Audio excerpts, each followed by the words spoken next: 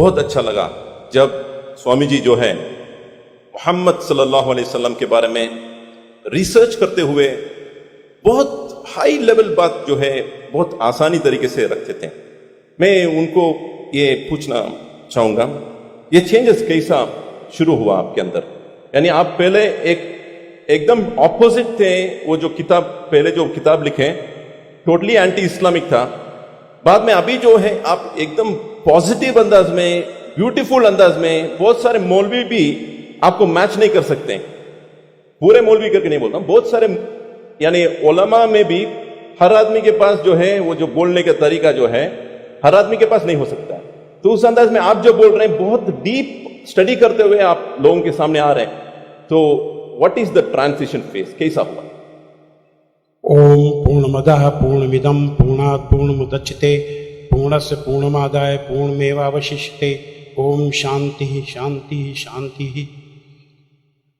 एक अखबार निकलता है उत्तरी भारत में, दैनिक जागरण, बहुत मशहूर, सबसे ज़्यादा पाठक हैं उसके। उसमें एक लेख छपा था, दंगे क्यों होते। बल्लाज मधोक, जो बुजुर्ग लोग हैं उनको जानते होंगे बल्लाज मधोक को, उन्होंने एक लेख लिखा था और कुरान मजीद की कुछ आयतें दी थी।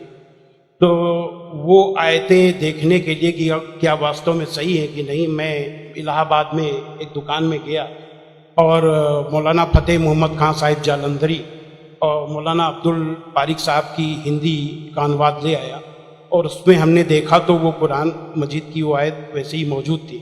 तो मुझे लगा कि ये बात सही है और मैंने किताब लिखी इस्लामिक आतंकवाद का इतिहास। बाला साहब ठाकरे को बहुत पसंद आई, उन्होंने उसका अंग्रेजी ट्रांसलेशन कराया, the history of Islamic terrorism के नाम से। बाद में एक सज्जन ने, अब मैं वहाँ आ रहा हूँ कि मेरा सोच कैसे बदला। मुंबई के एक व्यापारी ने मुझसे कहा कि स्वामी जी आप जो काम कर रहे हो उसमें फंड की जरूरत है, फंड आपको नहीं मिल रहे, आप ऐसा करिए किताब इस्लाम पर लिखिए अमेरिका के लिए कि वास्तव में इस्लाम से अमेरिका को खतरा, तो आपको अच्छा खासा आपको वहाँ से रॉयल्टी मिलेगी, आपके सारे काम चल जाएंगे। लेकिन वो बड़ी किताब होनी चाहिए। उसको लिखने के लिए मैंने हजरत मोहम्मद सल्लल्लाहु अलैहि वसल्लम की जीवनी पढ़ी। जब जीवनी पढ़ी तो जो कुरान मजीद की आयतों को मैंने आतंकवाद से जोड़ा था कि इन आयतों की वजह से आतंकवादी बनते हैं, लेकिन जीवनी पढ़ने के बाद मुझे लगा कि ये आयतें आतंकवाद को रोकने के लिए हैं, आतंकवादियों को, सुभान अल्लाह, क्योंकि उनमें जो युद्ध का आदेश था वो आतंकवाद और आतंकवादियों के विरुद्ध था। तो मुझे लगा कि मुझसे बहुत बड़ी गलती हो गई, एक धर्माचार से ऐसी गलती नहीं होनी चाहिए। और वो गलती क्यों हुई?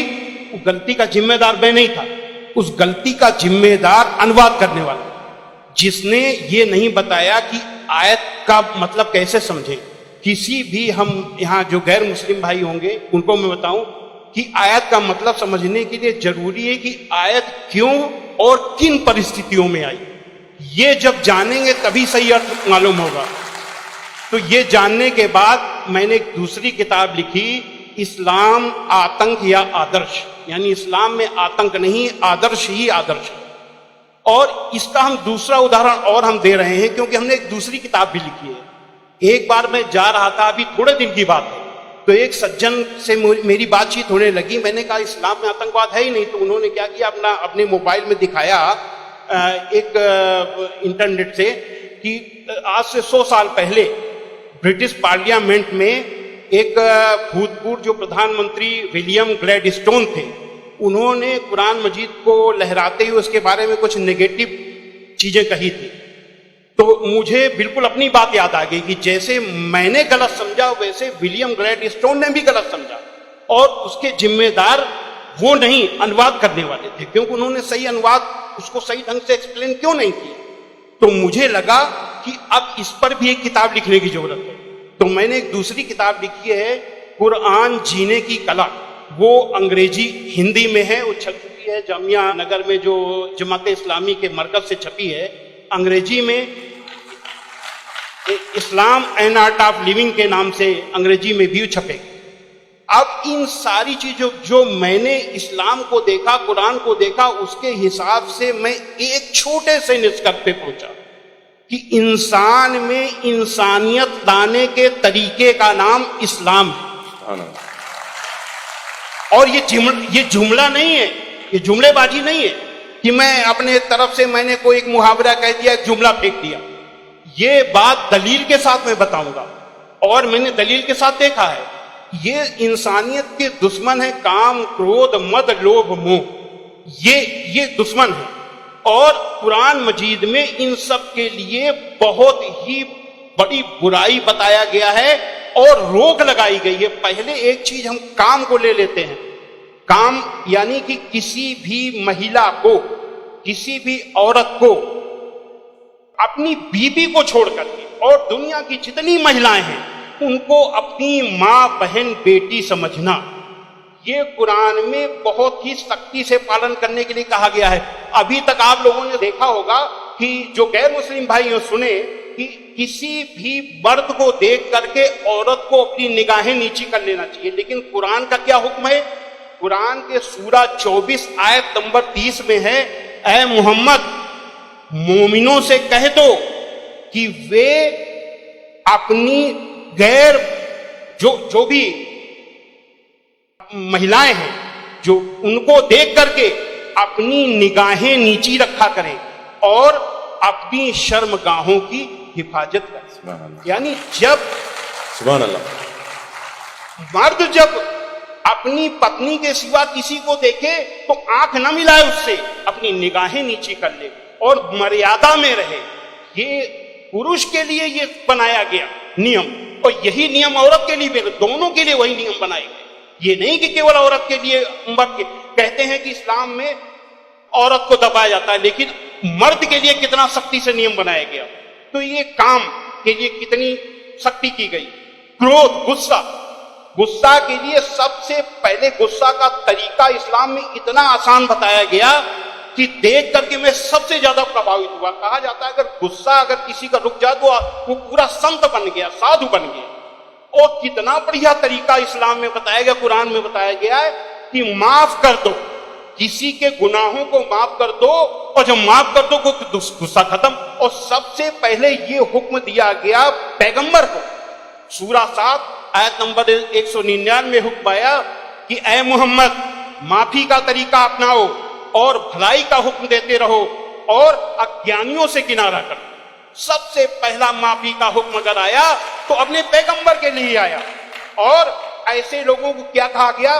सूरा 3 आयत नंबर 134 में अल्लाह का हुक्म है कि जो लोग तंगी और खुशहाली की हर हालत में अच्छे से अच्छा काम करते हैं और गुस्से को रोकते हैं और लोगों के गुनाहों को माफ करते हैं, तो अल्लाह ऐसे लोगों को पसंद करता है जो ऐसे अच्छा से अच्छा काम करते हैं। हजरत मोहम्मद सल्लल्लाहु अलैहि वसल्लम पर कुरान उतरने के बाद आपके दिल में उतर गई, दिल में उतरने के बाद आपके कर्मों में उतर गई। आपके एक एक कर्म कुरान में अल्लाह के हुक्म के अनुसार हुआ करते थे। आपने पहले खुद अपने आचरण में लिया, अपने अखलाक में लिया, तब दूसरों को बताया। फतेह मक्का के दिन वो अबू सुफियान जो आपके खिलाफ मक्का की एक एक लड़ाई में आपके खिलाफ नेतृत्व करते थे, जब वो सामने पड़े फतेह मक्का के दिन, तो हजरत मोहम्मद सल्लल्लाहु अलैहि वसल्लम ने कहा कि आज अबू सुफियान को माफी, और जो अबू सुफियान के घर में दाखिल हो जाए उसे भी माफी। आज जो अपने घर के दरवाजे बंद कर ले उसे माफी, जो मस्जिद में चला जाए उसे भी माफी। अब आप सोचिए, जिस मक्का में कदम कदम पे आपका विरोध था, कदम कदम पे आपके रास्ते पे रोड़े अटकाए गए, और जो 10,000 लोगों की फौज के साथ आप जब पहुंचे तो किसकी हिम्मत थी कि सामने होता? सारे के सारे लोग छिप गए। जब हजरत मोहम्मद सल्लल्लाहु अलैहि वसल्लम ने देखा कि कोई नहीं दिखाई दे रहा, तो बहाना बनाया माफी देने का। ये बहाना क्या बनाया कि जो यहां चला चुप जाए उसे माफी, जो वहां चुप जाए उसे माफी, जो वहां चुप जाए उसे भी माफी। यानी किसी न किसी बहाने सबको माफी, माफी, माफी और माफी। माशाल्लाह। स्वामी जी, आपको रोकना मेरे दिल में क्या है, ख्वाहिश तो नहीं है, मगर मैं पैनल डिस्कशन कंडक्ट कर रहा हूं अभी। इसलिए आपसे एक सवाल भी मैं करूंगा। मैं समझ रहा हूं आपके जो रिसर्च बहुत डीप है, फिर भी एक सवाल मैं आपसे पूछना चाहूंगा। अभी आपको ये रिसर्च होने के बाद क्या आपको ये लग रहा है कि मुसलमान जो आजकल के बहुत सारे मुसलमान जो है वो खुद जितना आपने रिसर्च किए अक्सर लोग रिसर्च नहीं करें, क्या ये एक वजह हो सकता है? मेरे हिसाब से मैंने जो भी मसाइल यानी समस्याएं दुनिया में देखी हैं, उन सारी समस्याओं का पॉजिटिव हल कुरान मजीद में मौजूद है। बस देखने की जरूरत है। जो ईश्वरीय किताबें होती हैं वो बहुत ही रहस्यमयी होती हैं, उनको समझना आसान काम नहीं है। उसके लिए तन और मन दोनों की पवित्रता चाहिए। केवल शरीर नहाया धोया ना हो, केवल शरीर को पाक करने की ही केवल जरूरत नहीं है, मन को भी पाक करने की जरूरत है। जब शरीर और मन से पाक होकर के आप देखेंगे तो उसका राज समझ में आएगा, आपकी हर समस्या का हल कुरान मजीद में मिल जाएगा। और उसी नजरिए से आज का मुसलमान कुरान मजीद को नहीं देख रहा, इसीलिए समस्याएं पैदा हो रही। Thank you.